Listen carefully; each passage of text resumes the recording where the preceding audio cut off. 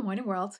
I am Judy, your web based therapist, making therapy accessible and convenient for our clients in Florida and New York, and of course, sharing information worldwide. Today, I want to talk about 5 acts of self love to practice after infidelity. Because we know that after infidelity, there's a lot that goes into it. There's a lot of emotions and a lot of stuff that happens. But self love is one of those things that sometimes gets forgotten, but it's also something that is very important that you engage in after infidelity.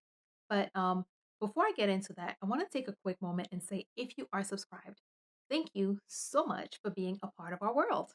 And if you are not yet subscribed, please take a moment and click on the subscribe button below so you can become a part of our wonderful world. And of course, if you'd like to purchase 1 or 3 of my books, there's also a link below where that will take you to a website that shows you all the different options, different places that you can purchase 1 or 3 of my books. Okay, let's get back. First, it's important to be blameless but not be a victim. In after infidelity or in infidelity, the person who stepped out, the person who engaged in the action is solely responsible for their action. You are not responsible for another person's action, especially you are not responsible for another adult person's actions. However, it's important to not be allow yourself to fall into that role of victim because by stepping out of the relationship, the person has taken some power from that relationship, but you don't want them to be taking power from you. You don't want to fall into that victim mode or that victim state and allowing that person to have that level of power over you or feeling allowing the situation or what happened to cause you to feel disempowered. You are not a victim. You are a person whose spouse or partner or significant other or whatever you guys are calling each other decided to do something other than what was expected in the relationship. It can hurt. It will hurt. It will challenge you, but don't allow yourself to fall into that victim mentality and be and feel and be in working or operating from that space of being a victim. You are still a strong, empowered, capable person who can and will definitely have to make some very important, some very big decisions. But you cannot be that victim and falling in that victim mentality, in that state of victim, and trying to work as an adult, as an empowered person, and making those decisions that you're going to need to make after infidelity. Two, take time to get centered and settle your emotions and your mind. I know, I talked about it in that in a different video. Especially right after the infidelity has been either revealed or discovered, your emotions are all over the place. It's that whole Reifig that I talk about, the whole roller coaster, yo-yo, free fall, gravitron of emotions that people generally experience after infidelity. And it's important that even though you are in that space, you take the time to deal with everything that is going on and get yourself centered, settle your mind, and settle your emotions so that you, the individual, the person who will have to live with the decisions, are the one who makes the decisions as opposed to some other people talking in your head or the emotions that you're feeling or the uncertain making making decisions out of uncertainty. When you take the time to center yourself, when you take the time to really settle your emotions and settle your minds, you're better able to make the type of decision that you maybe 20 years from now, maybe 2 years from now, will still be glad and we'll look back and say, yes, it was a good decision for me. I'm glad I made this decision for myself. I'm glad I made this decision for our relationship. So make sure that you take that time for you. If you whatever it is that you need to do, if you have to see someone, seek professional assistance, seek professional assistance, whatever it is that you need to do to make sure that you get yourself centered, that you get back to your zen, that you settle your emotions and make sure that your mind is clear and settled so that you are making those decisions based on you, the individual, and the things that you, the individual, will want today, or a year from now, or 20 or 30 years from now. 3. use affirmations and positive self-talk. A infidelity it can be a little jab to a person's self-esteem. It can be a little jab to a person's confidence.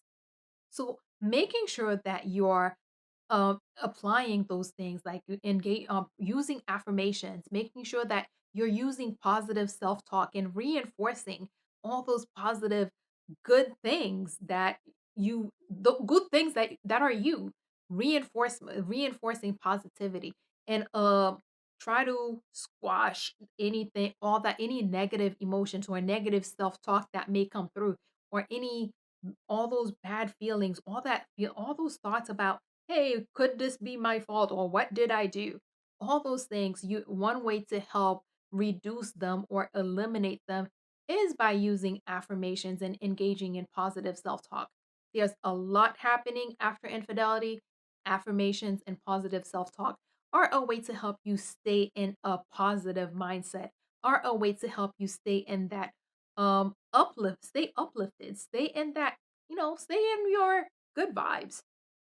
4, make life affirming activities a priority. Usually, after this type of situation, people get fall into that, and they can fall into a depression. They can fall into some just that level of withdrawing, staying, pulling back, pulling away from support networks, pulling away from friends, pulling away from certain activities. It's important in those times that you are making life affirming activities a priority, that you're making having your life, enjoying and being a part of your life, a priority. You can't have your life or the enjoyment that is life be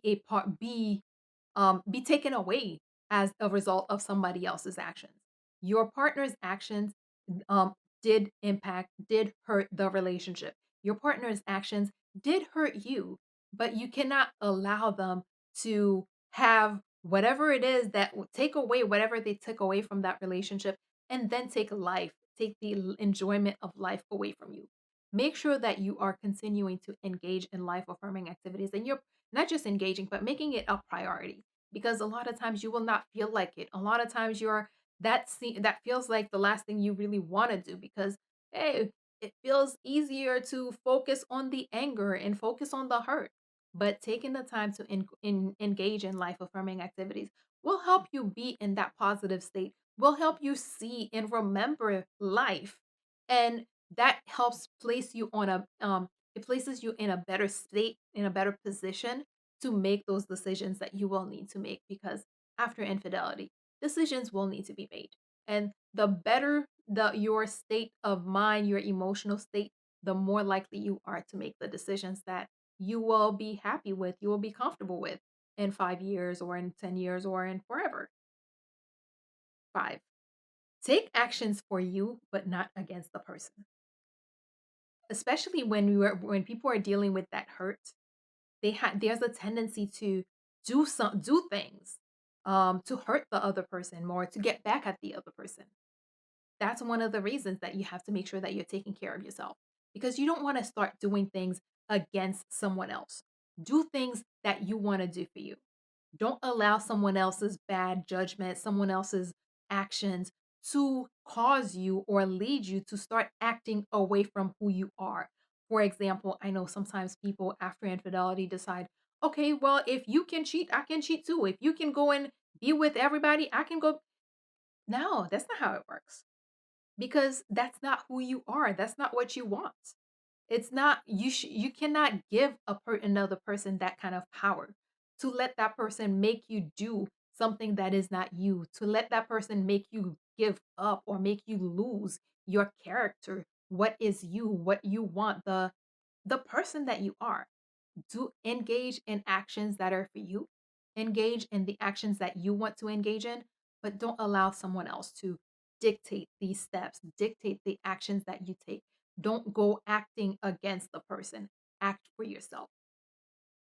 Quick recap. 1, be blameless, but not a victim. No, it is not your fault. The person who did what they did is the sole person responsible. But don't allow yourself to be a victim, because when you are in that victim state, you don't feel as empowered. You're not in the best position to make the decisions that you will need to make. 2, Take time to get centered and and settle your mind and your emotions because there's a lot happening. There are a lot of emotions being presented, but in order to make the types of decisions, the type of grounded decisions you need to make, you need to be settled. You need to be in a good place. So take the time, do whatever it is that you need to do to get settled, to center yourself so that you're making the decisions for you as you, the adult. 3, use affirmations and engage in positive self-talk because infidelity can take a nice little stab at your confidence, at your self esteem. So you need to make sure that you're reinforcing that positivity and keeping yourself on the upside, making sure that you're not allowing the infidelity or what your partner did to bring you down. 4, make life affirming activities a priority because, yeah, you may not feel like engaging. You may feel like withdrawing. You may not want to. But in order to continue to be in that good positive state and remember and know how good life is, you need to be making it a point because your body, your immediate action, your immediate thought may not be to engage. So making it a point will allow it to happen, even if it's not your first thought. And finally, take actions for you, but and not against the other person. Don't let someone else's bad judgment lead you to making decisions and doing things that you may regret later. Act for you. Do the things that you want to do. Do the things that you like. Do the things that make sense for you. Don't do things against a person or to hurt someone else because that's not you. You don't want to give and someone else the power to change who you are or change the things that you do. As always, if you or someone you know happens to be going through something that's more than you can handle, please remember that there are professionals like myself who are available, able, and willing to help, and are even providing remote services who can assist with whatever you may have going on. So please figure out who those people are in your community so that if you need the help, you can reach out and get the help that you need. And that is all we have for today. Good morning, world. Have an awesome day.